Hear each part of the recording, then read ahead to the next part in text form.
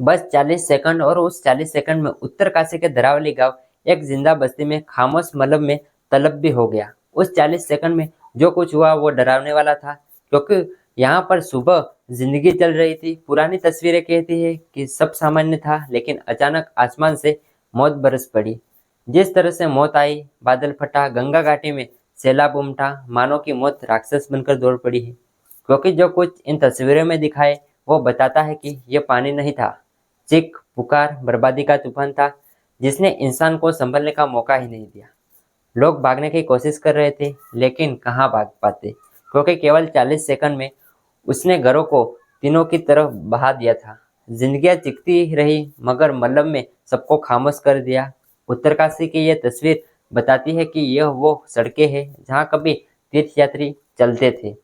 आज सड़कें पर लाशों पड़ी हुई है। धरावलिक में जो कल तक गंगोत्री जाने वाले के लिए खूबसूरत पहाड़वा था, आज अपनी पहचान को खो चुका है। पुरानी तस्वीरें देखकर अंदाजा नहीं लगता कि यहाँ कभी मकान थे, दुकान थे, क्योंकि अब हर तरफ मिट्टी है, मलबा है, तबाही है और हर कोने में सन्नाटा है। सच कहे तो यह केवल एक हादसा नहीं था, कुदरत का गुस्सा था।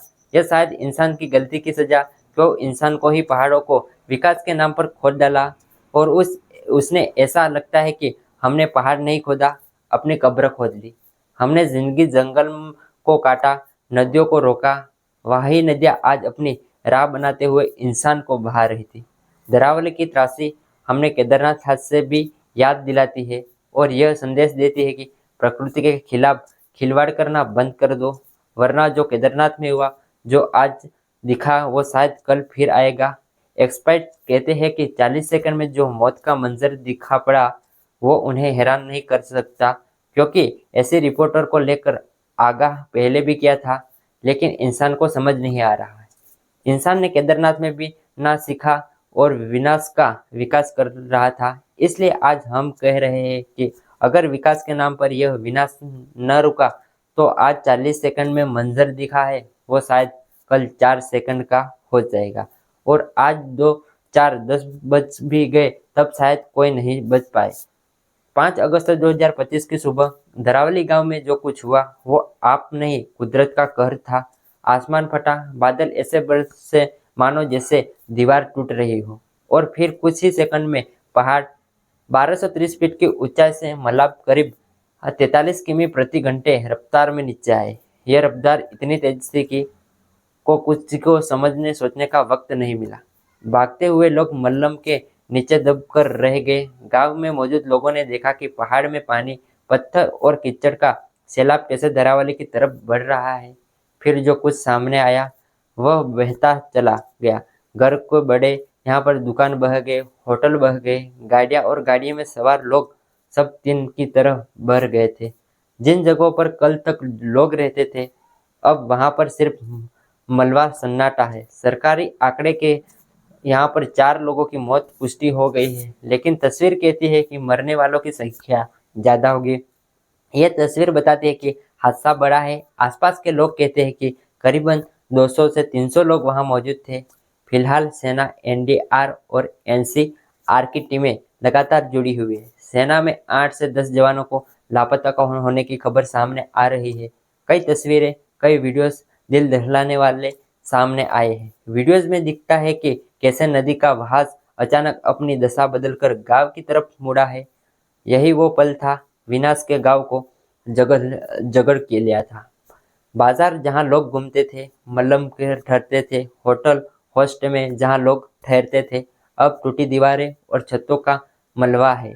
यह तबाही केदारनाथ हादसे को याद दिलाती है। यह तबाही 1978 की उस तबाही को भी याद दिलाती है, जब यहाँ पर आखिर की घाटी पर बनी एक प्राकृतिक झील का बांध टूटा हुआ था तो पूरी घाटी डूब गई थी। फर्क बस इतना है कि इस बार पर कुछ बहुत तेज हुआ था, ज्यादा खतरनाक हुआ था, और इसलिए हम कहते हैं कि धरावली की त्रासी सिर्फ एक गांव की कहानी नहीं है, चेतावनी है। प्रकृति के छेड़छाड़ करना बंद कर दीजिएगा, वरना प्रकृति अपने हिसाब से बदला लेगी।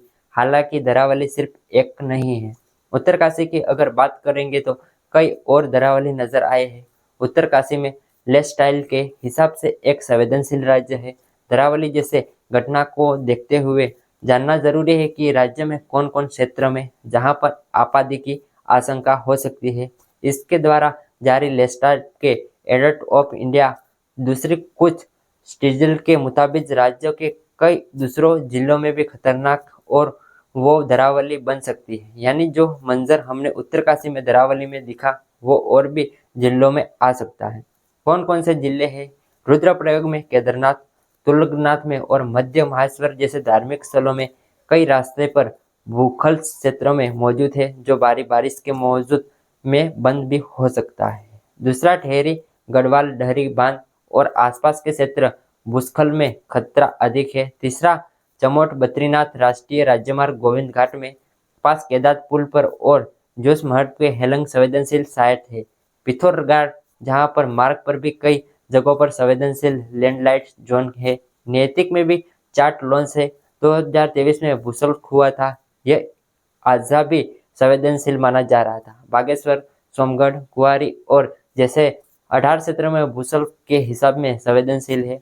इसमें अजाब चंपावत में टनपुर के पिथौरा राष्ट्रीय राजमार्ग में 15 संवेदनशील भूस्खलन क्षेत्र में चिन्हित किए गए हैं। यहाँ तक कि देहरादून मसूरी राजमार्ग पर गंगोगली पर जहाँ विद्युत प्रयोजित का मार्ग लेस्टाइल को लेकर संवेदनशील माना जा रहा है। और हरिद्वार में मनसा देवी पहाड़ी भूस्खलन से प्रभावित है, जहाँ तक एक बड़ा पत्थर रेलवे ट्रैक पर गिरता है। यहाँ वो जगह जो आज भी संवेदनशील है। और यहाँ भी अगर खबर आती है तो आपके हैरान होने की ज़रूरत नहीं है, क्योंकि हमने सचेत किया है कि वैसल धरावली ने 2025, केदारनाथ में 2017 की तबाही कहते हैं कि दो अलग अलग घटनाएं लेकिन एक जैसा डर।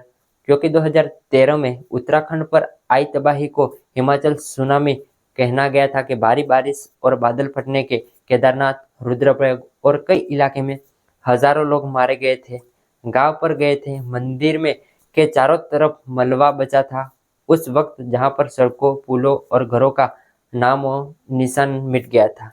12 साल बाद वही विनाश धरावली में लौट आया है। 5 अगस्त 2025 को बादल फटा। 1230 फीट ऊंचाई से मलबा यानी कि 43 किमी की प्रति घंटे रफ्तार से आए, सब कुछ बसा ले गया।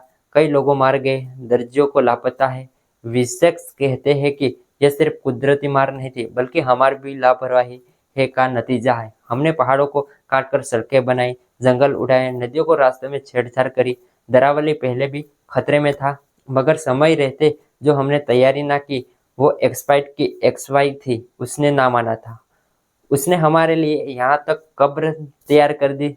सच कहे तो आज जरूरत है कि हिमाचल इलाकों में विकास की रफ्तार नहीं बल्कि दिशा की बदलाव जाएगा। विनाश पर्यावरण की चाहत में कोई निर्माण ना किया जाए, एलर्ट सिस्टम लगाया जाए, नदियों को वनों का बर्बाद करना बंद करना देना चाहिए, वरना जो कुछ 2013 में केदारनाथ में हुआ था, जो आज 2025 में उत्तरकाशी में हुआ है, वो हादसे सिर्फ इतिहास नहीं बल्कि भविष्य भी बन जाएगा। 2013 में उत्तराखंड में जब बाढ़ में बुलवत आया था तो उसने हिमाचल सुनामी में कुछ नहीं कहा था।